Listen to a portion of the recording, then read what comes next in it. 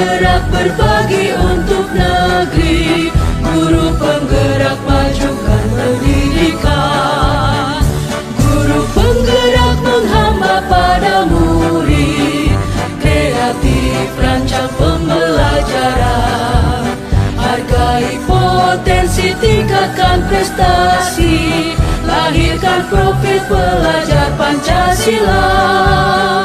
Belajar, bergerak, berbagi untuk negeri, kita menjalin kolaborasi. Belajar, bergerak, berbagi untuk negeri, demi bakti wabarakatuh. Assalamualaikum ala asrofil anbiya'i wa mursalin wa ala alihi wa sahbihi ajma'in, amma ba'du.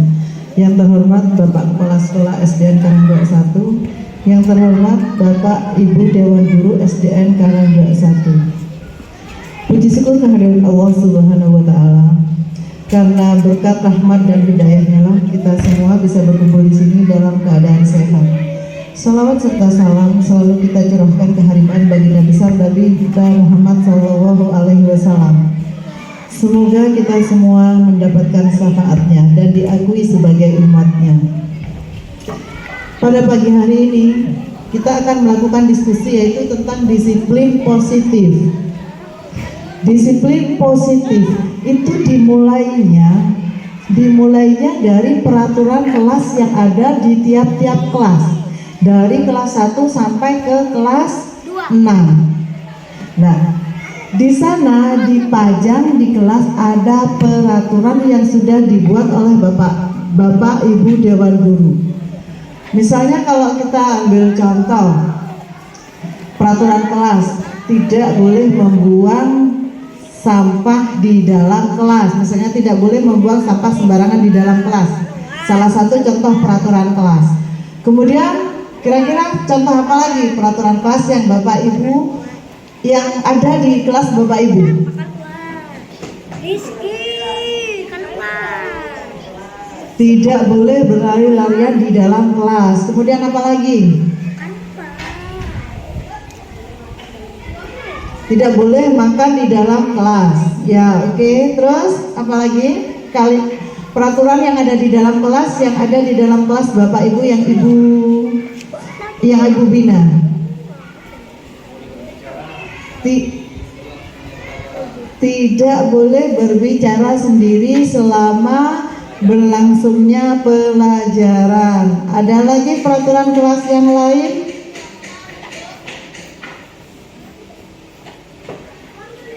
Kira-kira apa lagi peraturan kelas yang lain? Tidak boleh makan, tidak boleh berbicara, tidak boleh berlari-lari, menjaga kebersihan kelas. Apa lagi kira-kira yang Ibu tekankan di dalam kelas Ibu, yang Ibu buat peraturan di dalam kelas? Hampir sama ya Pak ya. Tidak boleh bermain di dalam kelas atau tidak boleh berlari-larian di dalam kelas. Lah, ini adalah peraturan yang Ibu buat sendiri atau bersama siswa? Kesepakatan kelas ya, dibuat kesepakatan kelas. Kalau peraturan itu dibuat bersama kesepakatan kelas, ya.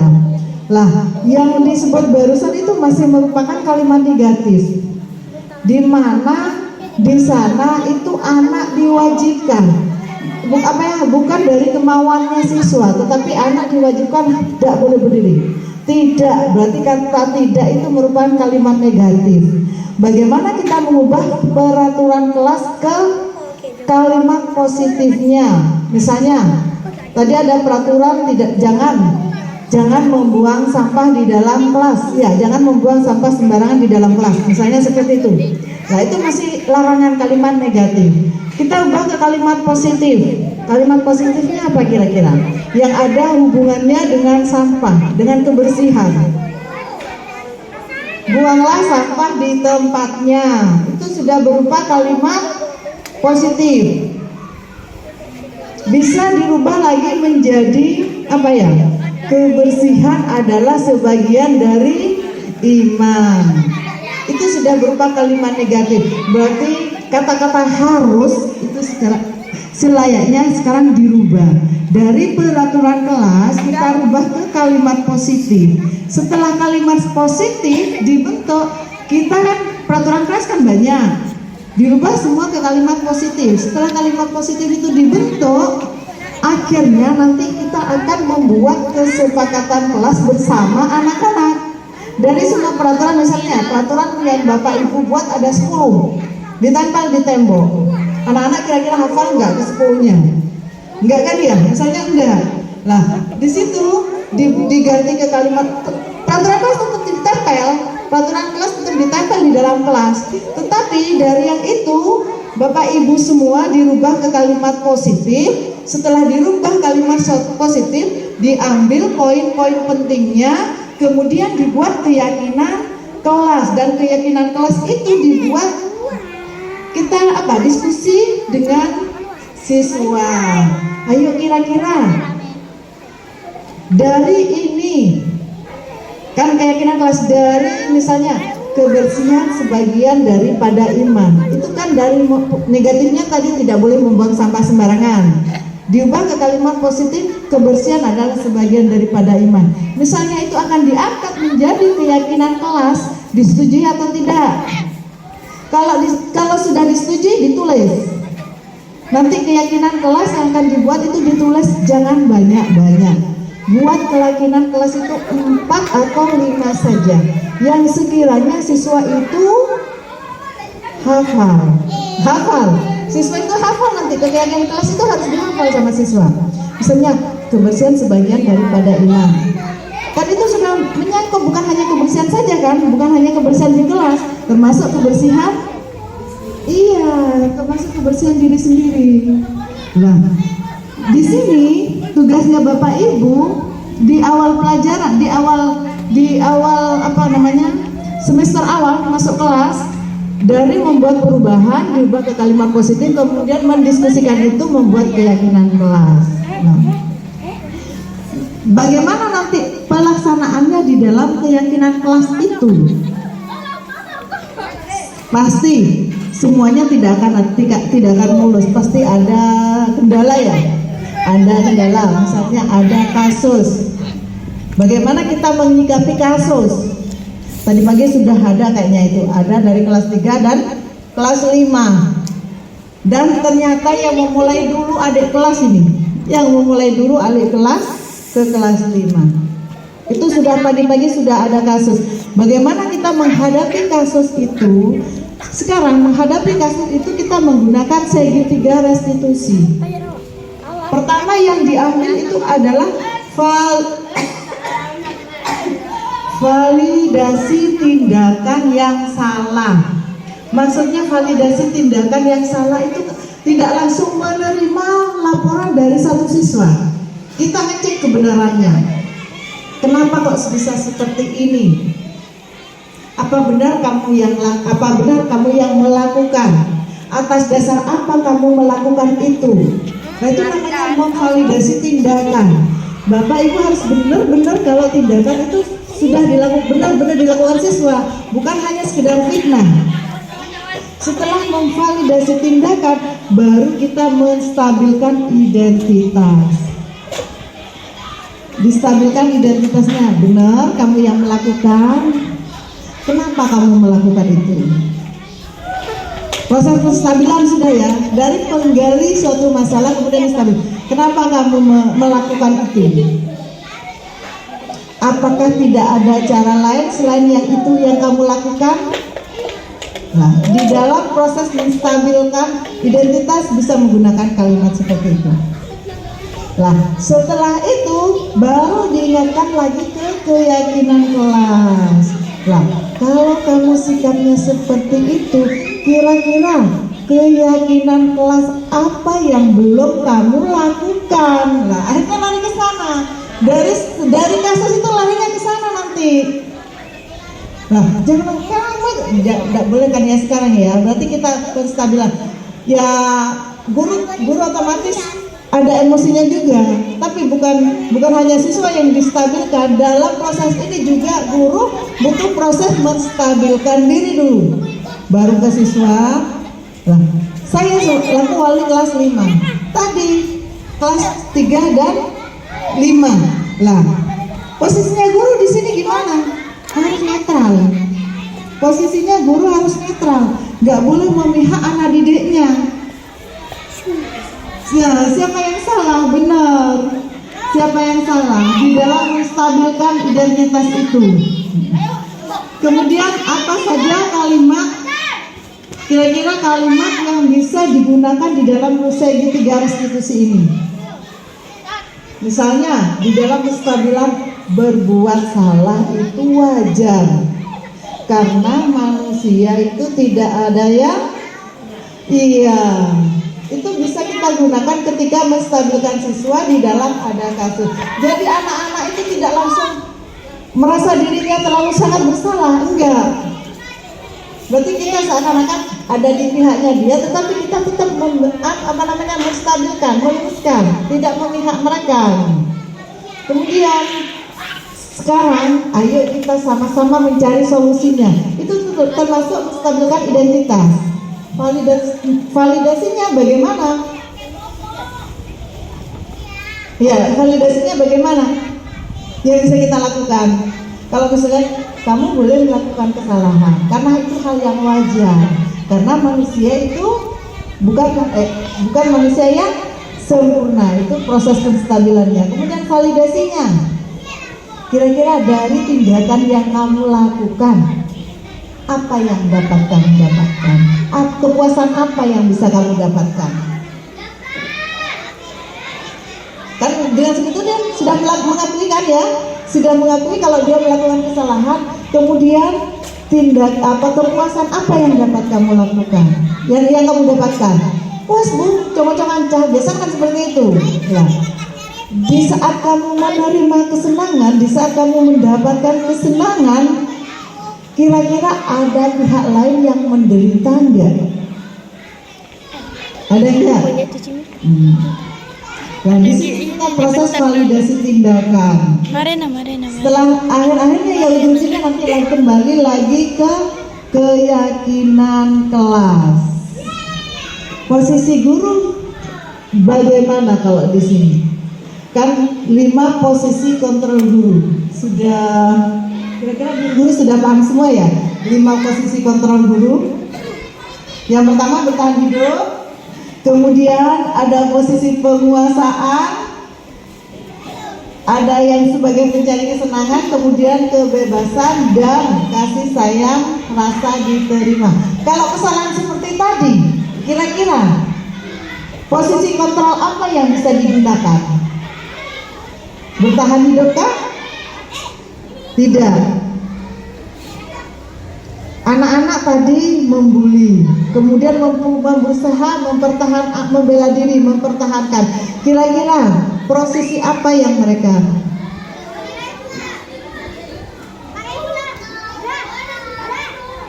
Kayaknya lebih mendekati ke kasih sayang ya.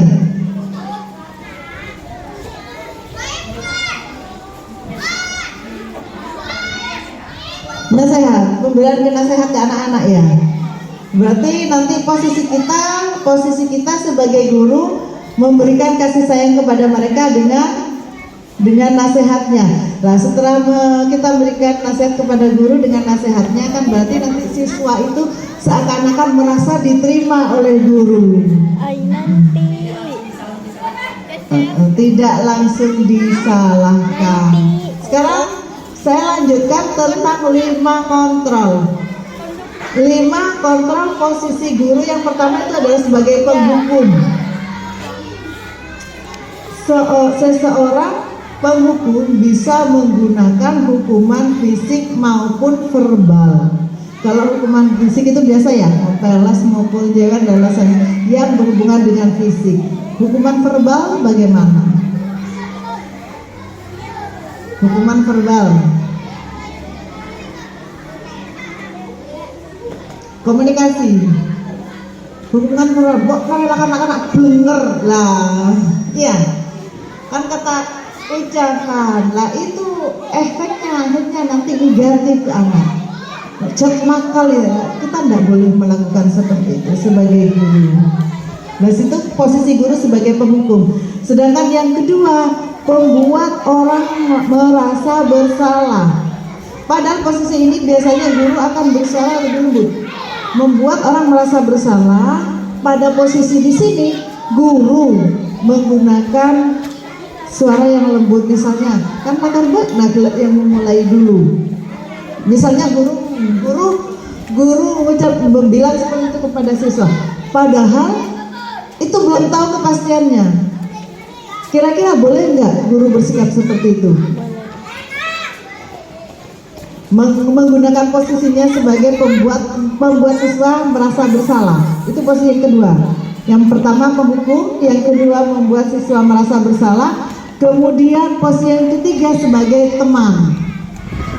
Guru pada posisi ini tidak akan menyakiti murid, namun akan berusaha mengontrol murid seakan-akan guru itu sebagai teman murid.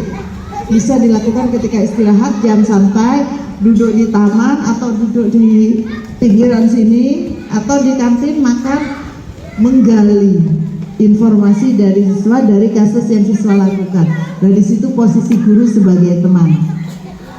Posisi guru yang keempat sebagai monitor atau pemantau, memonitor atau mengawasi saja, mengawasi tindakan murid yang dilakukan itu diawasi oleh guru.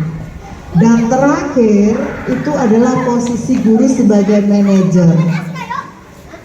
Posisi terakhir ini adalah posisi mentor, di mana guru membuat sesuatu bersama dengan murid, kemudian mempersilahkan murid mempertanggungjawabkan perilakunya, mendukung murid agar menemukan solusi dan permasalahannya sendiri. Nah, dari 5 posisi kontrol ini dititik beratkan posisi glow-nya, posisi emasnya ini guru harus bisa menjadi manajer. Sekarang tidak boleh menghukum, baik fisik maupun verbal, tidak boleh menyalahkan guru. Menjadi teman itu sebagian ada yang memperbolehkan, sebagian ada yang tidak memperbolehkan.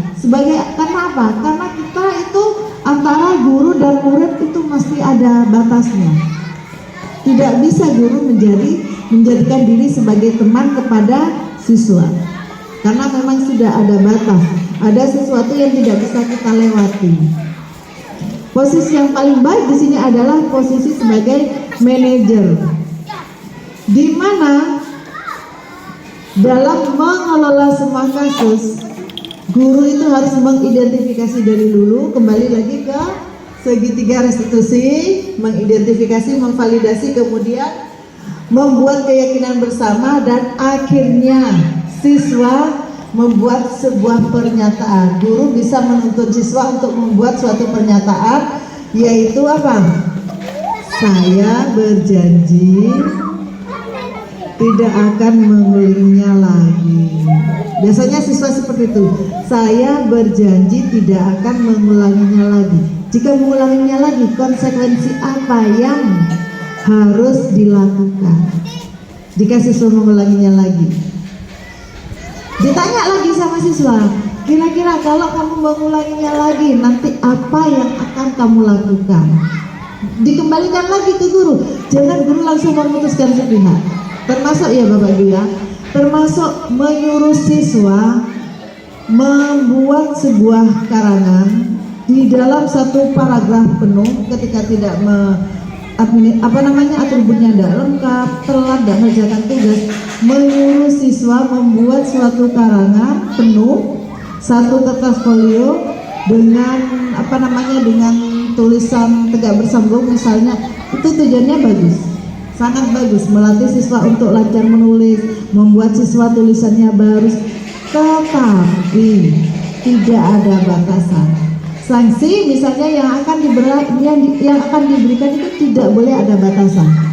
Silakan kamu ngarang sesuai dengan kemampuan kamu di kertas folio bergaris, itu sudah, itu boleh. Tetapi haruslah, kata-kata harus di belakangnya itu yang tidak boleh.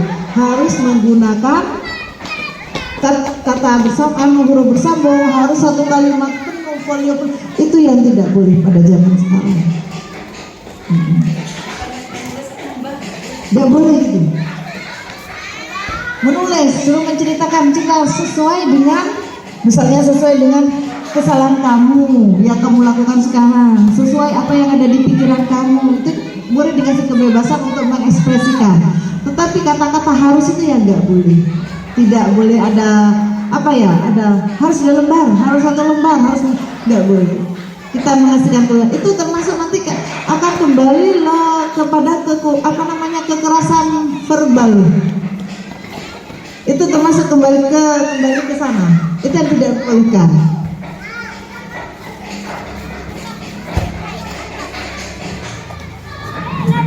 Kalau dari hal-hal yang saya jelaskan tadi, kira-kira ada pertanyaan atau gimana?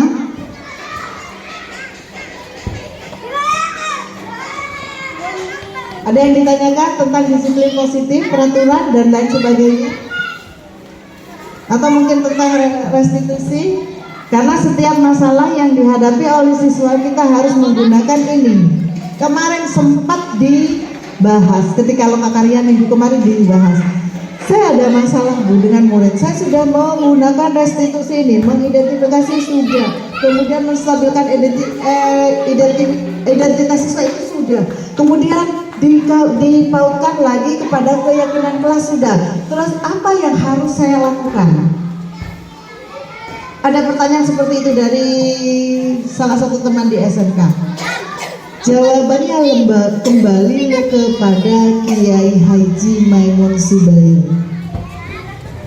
Beliau menjawab, tugas guru adalah mendidik, mengajar, berusaha menjadi anak lebih baik. Selanjutnya kita sebut namanya di dalam doa. Hasilnya kita pasrahkan kepada hasilnya kita pasrahkan kepada Tuhan. Yang penting kita sudah sesuai dengan kewajiban menyebut nama dia. Misalnya ada suatu memang anak yang memang benar-benar membuat kita mangkel, sebut namanya di dalam doa kita. Sebut nama anak itu, ya Allah semoga anak itu segera menjadi anak yang lebih baik, mendapat hidayah, menjadi anak yang pintar, soleh, misalnya seperti sebut. Dan kalau kita sebutkan ada ruginya nggak mendoakan orang lain, enggak kan? Soalnya mendoakan orang lain itu kita tidak akan pernah rugi. Kalau kita mendoakan orang lain kita tidak akan pernah rugi, malah kita yang untung. Kenapa? Karena doa kita itu akan kembali kepada kita, dan yang mendoakan itu adalah malaikat. Malaikat akan mendoakan kita seperti apa yang kita doakan kepada orang lain. Berarti kita tidak akan rugi. Gak akan rugi menyebut nama siswa di dalam doa kita. Selanjutnya kita pasrahkan pada Tuhan hasilnya nanti. Ada lagi yang ditanyakan? Kalau tidak ada saya tutup. Terima kasih atas kesediaan.